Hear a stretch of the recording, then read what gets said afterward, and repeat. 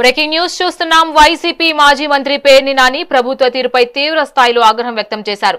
Mega డిఎస్సీలో భారీగా అక్రమాలు జరిగాయని ఆరోపించారు. స్పోర్ట్స్ కోటా పేరుతో లూటీ చేశారని, మంత్రి లోకేష్ రికమెండేషన్ తో కొందరు అభ్యర్థులు డిఎస్సీలో ఉద్యోగాలు పొందారని విమర్శించారు. డిఎస్సీ పరీక్షలో పాల్గొన్న ఓ ఉద్యోగికి మొదటి ర్యాంకు ఎలా వచ్చిందని ప్రశ్నించారు. నిజాయితీగా కష్టపడి చదివిన అభ్యర్థుల జాబితాలోకి దొంగలు ప్రవేశించారని మండిపడ్డారు. ఈ డిఎస్సీ అక్రమాలపై సమగ్రంగా సిబిఐ విచారణ జరపాలని డిమాండ్ చేశారు.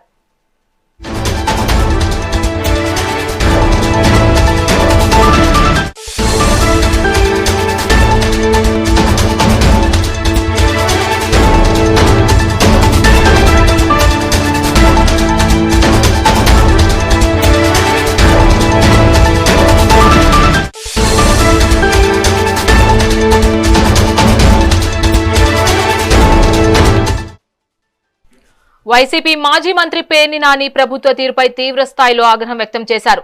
మెగా డిఎస్సీలో భారీగా అక్రమాలు జరిగాయని ఆరోపించారు. స్పోర్ట్స్ కోటా పేరుతో లూటీ చేశారని, మంత్రి లోకేష్ రికమెండేషన్ తో కొందరు అభ్యర్థులు డిఎస్సీలో ఉద్యోగాలు పొందారని విమర్శించారు. డిఎస్సీ పరీక్షల్లో పాల్గొన్న ఓ ఉద్యోగికి మొదటి ర్యాంకు ఎలా వచ్చిందని ప్రశ్నించారు. నిజాయితీగా కష్టపడి చదివిన అభ్యర్థుల జాబితాలోకి దొంగలు ప్రవేశించారని మండిపడ్డారు. ఈ డిఎస్సీ అక్రమాలపై సమగ్రంగా సిబిఐ విచారణ జరపాలని డిమాండ్ చేశారు. విభాగం, మహిళా విభాగం, విద్యార్థి విభాగం, యువజన విభాగం, అలాగే ముస్లిం మైనారిటీ విభాగం, బీసీ విభాగం, ఇట్లా ఎస్సీ విభాగం, ఇలా వివిధ ఎస్టీ విభాగం, అన్ని విభాగాలకు సంబంధించినటువంటి జిల్లా అధ్యక్షులు, అలాగే రాష్ట్ర పార్టీలో ఉన్నటువంటి నాయకులు కానీ, అట్లా జిల్లా స్థాయిలో ఉన్నటువంటి నాయకులు కానీ అందరం కలిసి ఈ రోజున కృష్ణా జిల్లా కలెక్టర్ గారికి అర్జీలు ఇవ్వటం జరిగింది. ఒకటి, డిఎస్సీలో జరిగినటువంటి డిఎస్సీ 2025లో జరిగినటువంటి అక్రమాల మీద ఏమేం తప్పులు జరిగినాయి, దాని మీద సిబిఐ విచారణ చేయించాలి ప్రభుత్వం. దోషుల్ని లేదా దొడ్డి మార్గంలో డబ్బులతో లేదా రాజకీయ ఉద్యోగాలు పొందినటువంటి ఎవరెవరైతే ఉన్నారో 16,000 మంది మేము దొంగలని చెప్పట్లేదు. టీచర్ ఉద్యోగాలు పొందిన వాళ్ళందరూ నిజమైన నిజాయితీతో చదువుకున్నటువంటి టీచర్లతో పాటు దొంగలు కూడా దూరారు. దొంగ టీచర్లు కూడా వచ్చారు. ఈ 16,000 మందిలో ఈ 16,000 మంది గుంపులో లోకేష్ చేత తొయ్యబడి, లోకేష్ చేత టోకెన్లు తీసుకోబడి ఈ 16,000 మందిలో దొంగ టీచర్లు కూడా వచ్చారు. దొంగతనంగా వచ్చిన వాళ్ళు, సర్టిఫికెట్లు లేకుండా వచ్చిన వాళ్ళు, చదువు లేకుండా వచ్చిన వాళ్ళు, అర్హతలు లేకుండా వచ్చిన వాళ్ళు మరి సమానంగా ఎట్లా అవుతారు? బాగా చదువుకుని కష్టపడి పేదరికాన్ని అధిగమించి ప్రతికూల పరిస్థితులను అధిగమించి డిగ్రీలు చదివి, బీఈడీలు చదివి లేదా టీచర్ ట్రైనింగ్ కోర్సులు చదివి మెరిట్లో చదివి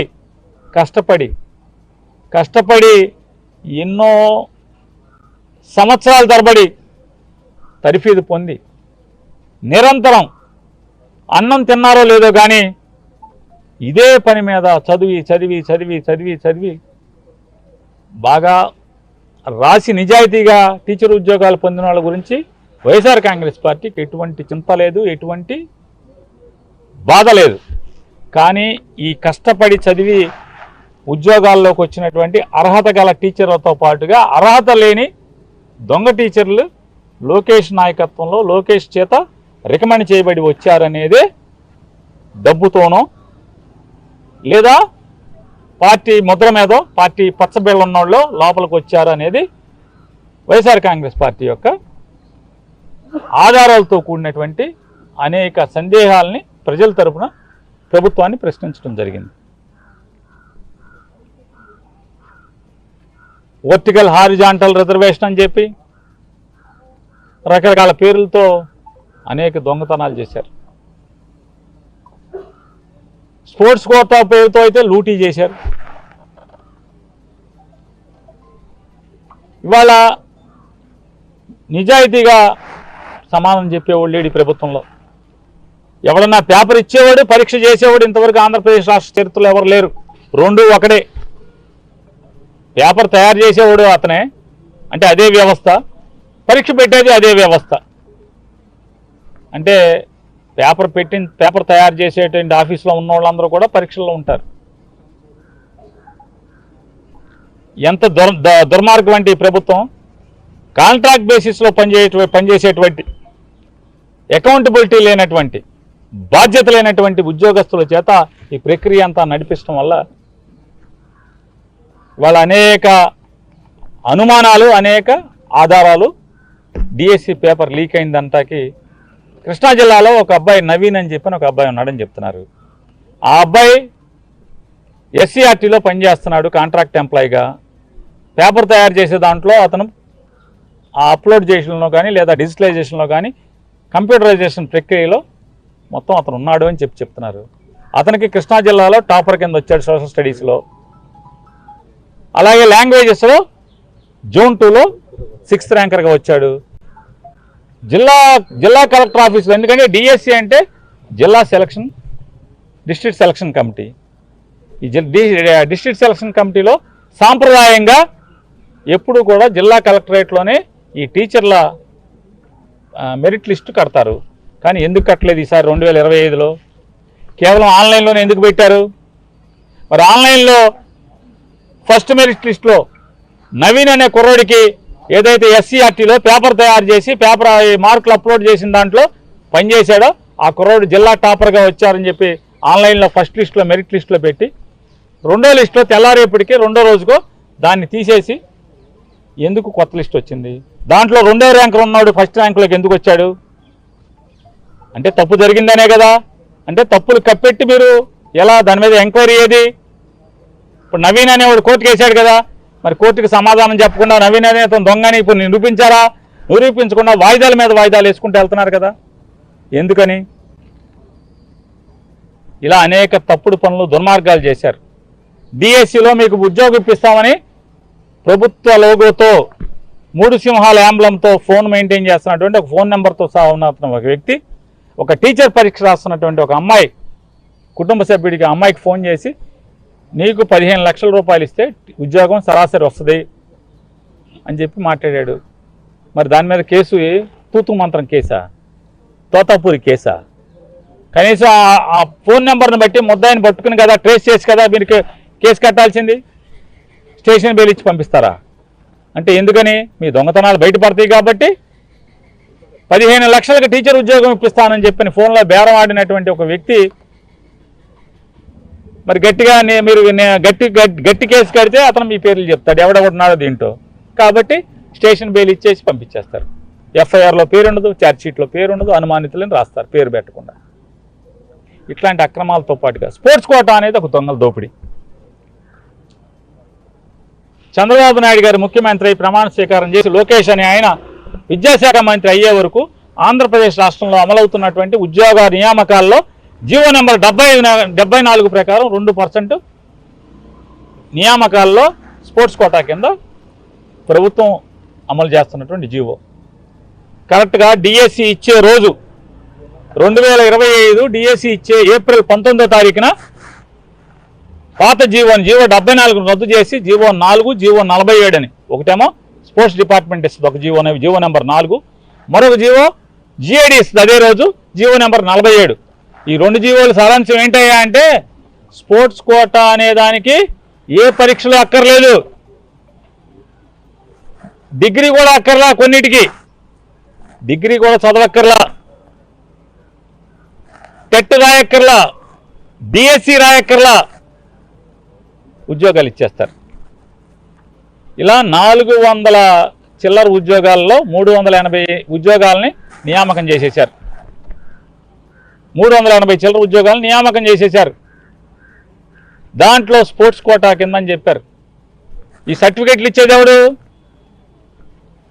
ఎవరయ్యా అంటే మొత్తం కూడా క్రీడా సంస్థ అసోసియేషన్లు సంఘాలు ఇస్తాయి, క్రీడా సంఘాలు ఇస్తాయి. పార్టిసిపేషన్ ఈ పాల్గొన్న అన్నీ కూడా ఎవరైతే క్రీడలు నిర్వహించారో వాళ్ళు ఇస్తారు.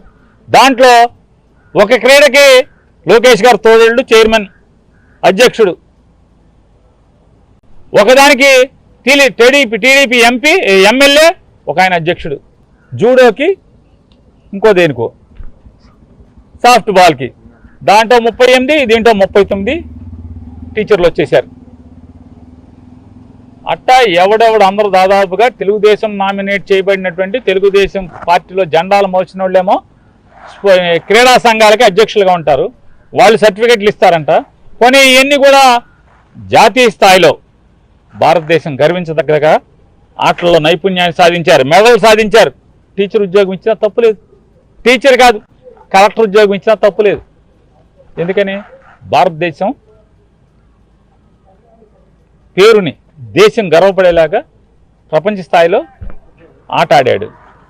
లేదు భారతదేశ స్థాయిలో ఆంధ్ర రాష్ట్రం పేరు నిలబడేట్టుగా ఒక ఆట ఆడాడు. ఇవ్వటం తప్పేం లేదు. ఎంతోమందికి ఇస్తున్నాం కదా మనం. క్రికెట్ వాళ్ళకి ఇస్తున్నాం, చాలామందికి ఇస్తున్నాం, డిఎస్పీలు ఇస్తున్నాం, ఆర్డీఓలు ఇస్తున్నాం. అనాదిగా ఎప్పటి నుంచి వస్తుంది కదా, అది తప్పేం కాదు. కానీ ఇక్కడ ఎవడయ్యా అంటే పార్టిసిపేషన్ సర్టిఫికెట్ ఎందులో కొన్ని రాష్ట్ర స్థాయి పోటీ, జాతీయ స్థాయి పోటీ, అంతర్జాతీయ స్థాయి పోటీల్లో పార్టిసిపేషన్ కూడా కాదు. ఒక 4 కాలేజీలు కలిసి ఆటల పోటీ పెడితే ఆ 4 కాలేజీలు కలిసి పెట్టినటువంటి ఆటల పోటీలో పాల్గొన్నాడంటే పాల్గొనటం అంటే ఏంటి? గ్రౌండ్లో దిగక్కర్లా, మంచి చేసే అందించిన చాలు, బయట కూర్చుని బాల్ అందించిన చాలు, పార్టిసిపేషన్ సర్టిఫికెట్ ఉంటే చాలు ఉద్యోగాలు ఇచ్చారు. నేషనల్ అవార్డు కొట్టినటువంటి గోల్డ్ మెడల్ ఉద్యోగంలో టీచర్ ఉద్యోగం పాల్గొన్నాడు, ఏడుస్తున్నాడు ఆయన. మరి ఈ రకమైనటువంటి పాపాలు చేసి దుర్మార్గాలు చేసి పార్టిసిపేషన్ సర్టిఫికెట్తో inter college, inter university participation సర్టిఫికెట్లతో టీచర్లు ఉద్యోగాలు ఇచ్చి ఏం చేద్దామని టెట్ కానీ ఇవాళ చంద్రబాబు నాయుడు గారు చెప్తారు 60 ఏళ్ళు వచ్చినాయి టీచర్లకి, ఇంకా 2 ఏళ్ళలో రిటైర్ అవుతాడు, ఇప్పుడు టెట్ రాయండి మీరు అంటున్నారు. చూడండి 10వ క్లాస్ పాఠాలు చెప్తున్నారు మీరు మర్చిపోయి ఉంటారు. మళ్ళీ మీలో బాగా నైపుణ్యం కనపడాలి మాకు, కాబట్టి మీరు టెట్ రాయండి అంటున్నారు. ఏంటి 30 ఏళ్ళు, 25 ఏళ్ళు, 35 ఏళ్ళు టీచర్ ఉద్యోగం చెప్పి పాఠాలు చేసిన టీచర్లు ఇంకో 2 ఏళ్ళలో రిటైర్ అవుతారు, వాళ్ళు టెట్ రాయాలంట. కానీ లోకేష్ నాయుడు గారు ఇచ్చినటువంటి డిఎస్సిలో మాత్రం 400 చిల్లర మందికి టెట్ రాయక్కర్లా.